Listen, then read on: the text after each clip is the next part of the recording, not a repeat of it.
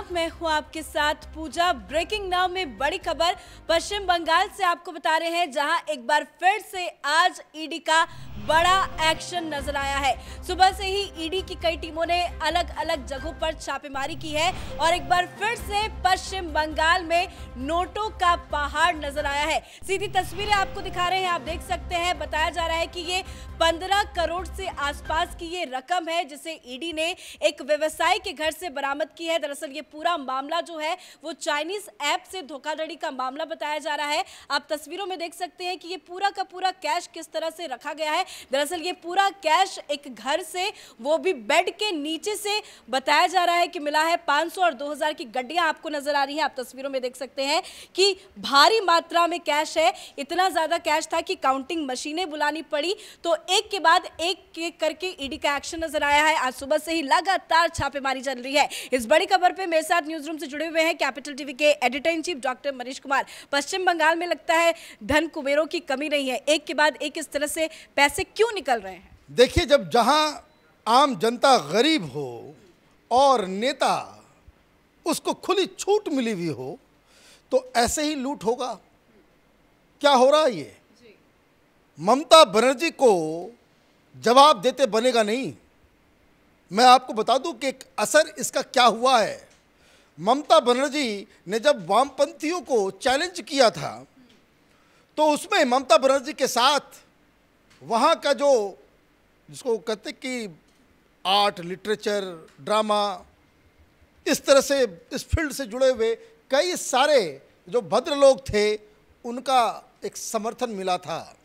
अभी एक प्रोग्राम था, ममता बनर्जी ने सबको आमंत्रित किया था।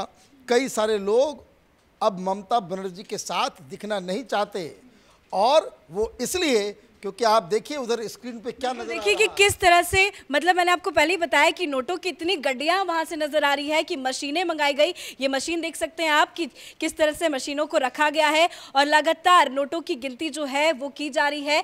एक के बाद एक जो संख्या है वो ईडी की छापेमारी में बढ़ती जा रही है। अलग अलग जगहों पर लगातार एक्शन नजर आ रहा है। इतने नोट, ममता बनर्जी जवाब देंगी क्या? देखिए, टेलीविजन पे चल रहा है 7 करोड़, हमारी जानकारी कह रही है 15 करोड़। वो इसलिए क्योंकि काउंटिंग अभी जारी है। और मैं आपको एक बात और बता दूं कि ये सारी चीज़ें इसलिए होती है क्योंकि वहाँ पे पुलिस पॉलिटिकल पार्टी के इशारों पे नेताओं के ऊपर वो काम करती है। किसी को कोई रोक टोक नहीं, वहाँ पे लूट गजब मची हुई है। पिछले 3 दिनों में आप ये समझ लीजिए कलकत्ता में कितना कैश पकड़ा गया है। ये 15 करोड़, एक दिन पहले 9 तारीख के सवेरे वहाँ एक और छापेमारी हुई, जहाँ 7 करोड़ रुपए मिले। एक विदेशी करेंसी का एक नेटवर्क पकड़ा गया, जिसमें फॉरेन करेंसी जिसकी पूरी जो इंडियन वैल्यू अगर माने तो 9 करोड़ 25 लाख। ये 2 दिन की बात मैं बता रहा हूँ। और तो और वहाँ पे एटीएस नारकोटिक्स डिपार्टमेंट जो गुजरात से टीम आई थी, कोलकाता के अंदर वहाँ स्क्रैप मार्केट के अंदर उन लोगों ने 200 करोड़ रुपए का heroine, 40 KG heroine, international level का हीरोइन जो था, उसको पकड़ा गया। लूट मची हुई है, हर तरफ लूट मची हुई है। अब ईडी इस तरीके से वो जा रही है, जैसे लग रहा था कि 5-6। और मैं आपको बता दूं, और ये जो पन्नी प्लास्टिक नजर आ रहा है, बताया जा रहा है कि बेड के नीचे इसी तरह से इस पॉलिथिन्स में प्लास्टिक में 500 और 2000 की नोट भर के बिस्तर के नीचे रखे गए थे। अरे डर हो तब तो, डर किसी को ये हो कि भाई किसी शरीफ आदमी के घर पे अगर 10 लाख रुपए भी कैश अगर आप दे दोगे तो उसका तो ब्लड प्रेशर बढ़ जाएगा। यहाँ पलंग के नीचे ये लोग सजा के रख रहे हैं और क्या काम कर रहे हैं? कहते हैं नोटों की गड्डी में सो रहे हैं। बिल्कुल, नोटों की गड्डी पे ही सोने का काम ये लोग कर रहे हैं। और ये प्रोत्साहन कहाँ से मिल रहा है? जब आपके जो टॉप लीडर्स हैं, पार्थो चटर्जी भी घर में अगर वो नोटों का पहाड़ रखेंगे तो दूसरे नेता को क्या किस चीज़ की कमी है? जिसको जो मना रहा है, जब ऊपर से ही आप भ्रष्ट हैं तो वहाँ तो पूरा सिस्टम उस तरह से ही चलेगा। ममता बनर्जी की मुसीबतें बढ़ रही हैं। और 2 दिन पहले जिस हिसाब से वो नाराज़ चल रही थी, पूरे पुलिस महकमे को बुला करके उन्होंने डांट लगाई कि भाई ये ईडी वाले, ये सीबीआई वाले जहाँ तहाँ घूम रहे हैं।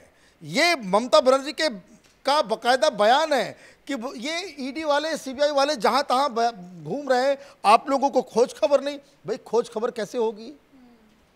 यहां जहां कहीं भी पकड़ा जा रहा है नोटों का गड्डी मिल रहा है, जहां पकड़ा जा रहा है वहां मालूम चल रहा है कि कैश का अंबार लगा हुआ है, ये कैश लॉक बना हुआ है। और जो लोग बंगाल में नहीं रहते हैं, बंगाल के गांव में जाइए आप, बंगाल के रास्ते, आप कलकत्ता से दार्जिलिंग का सफ़र कर लीजिए, सड़क के दोनों किनारे किस हिसाब से गरीबी है, लोगों के शरीर पे कपड़े नहीं मिलेंगे, और यहाँ पलंग के नीचे इन लोगों ने, तो ये तो पाप है, और इस पाप के लिए जिम्मेदार कोई है तो वो ममता बनर्जी की सरकार है, क्योंकि ये अंधी लंगड़ी लूली सरकार है जो इस तरह के अपराधियों को शरण देती है। नाम नदीम खान, नाम सुनते ही समझ में आता है। मैं बार बार इस बात, आमिर खान, मैं बार बार इस बात को कह रहा हूं कि ये जो कैपिटल टीवी के दर्शक होंगे उनको ये बात मेरी याद आनी चाहिए कि मैं कब से कह रहा हूं कि कलकत्ता, ये बंगाल, जो बांग्लादेश से जुड़ा हुआ जो बॉर्डर है,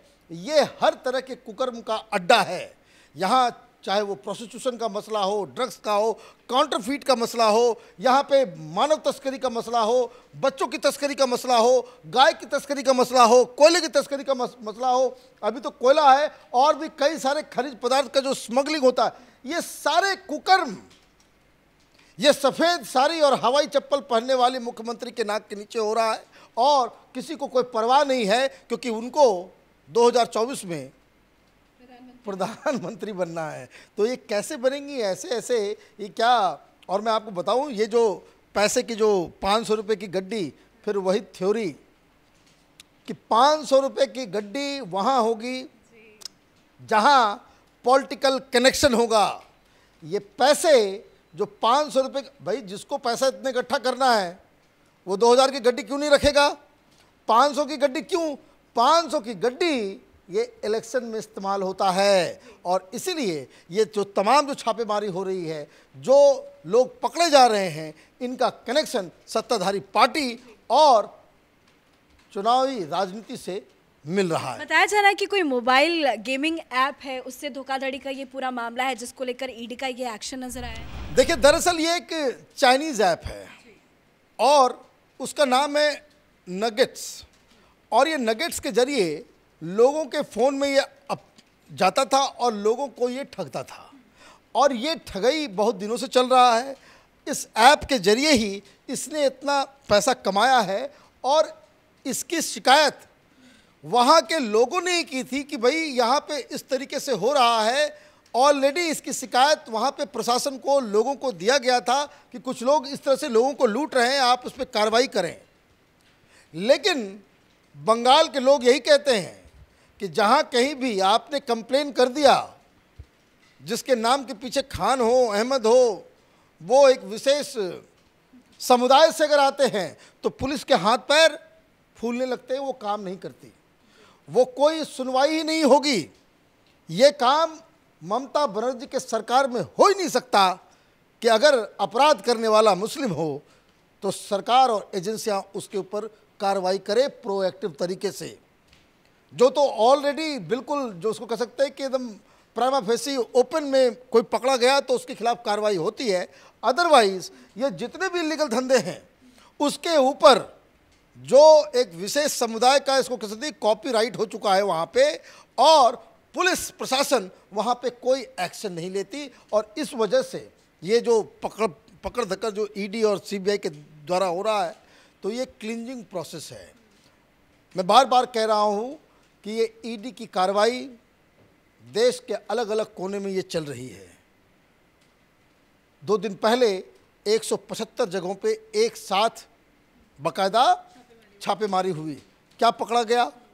जहाँ जो registered but unrecognised political party, जो छोटी छोटी पार्टियाँ जो रजिस्टर तो करा चुकी हैं, पॉलिटिकल पार्टी तो हैं लेकिन चुनाव नहीं लड़ती, उनके पास से 425 करोड़ रुपए का अलग अलग जगहों से वो पकड़ा गया है दस्तावेज की किस तरह से इन लोगों ने मनी लॉन्ड्रिंग की है, ब्लैक मनी को वाइट किया है। तो सब तरफ इस तरह की कार्रवाई की आवश्यकता है, और प्रधानमंत्री ने कहा है कि वो भ्रष्टाचार के खिलाफ एक मुहिम जो है वो जारी कर रहे हैं। तो ये ध्यान में रखने की आवश्यकता है कि इस तरह के लोग जो पकड़े जाते हैं उनकी मजबूरी और उनके महिमा मंडन के ऊपर जो है वो ध्यान नहीं देना चाहिए। धन्यवाद अपडेट के लिए। तो पश्चिम बंगाल में ईडी का आज बड़ा एक्शन नजर आया। सुबह से ही कई अलग अलग ठिकानों पर ईडी की कई टीमों ने छापेमारी की, जहां से बड़ी अपडेट सुबह ये आई थी कि एक घर से 7 करोड़ का कैश बरामद हुआ, पर ये काउंटिंग धीरे धीरे बढ़ती गई, डबल से ज्यादा हो गई है। अभी बताया जा रहा है कि 15 करोड़ के करीब करीब ये कैश बरामद हुआ है। उम्मीद है कि अभी और कुछ बड़ा एक्शन ईडी का नजर आएगा, क्योंकि छापेमारी लगातार जारी है और ये कैश की काउंटिंग की संख्या भी बढ़ सकती है। इस बड़ी खबर में मेरे साथ फिलहाल इतना ही। कैमरा पर्सन अशोक के साथ मैं पूजा, कैपिटल टीवी।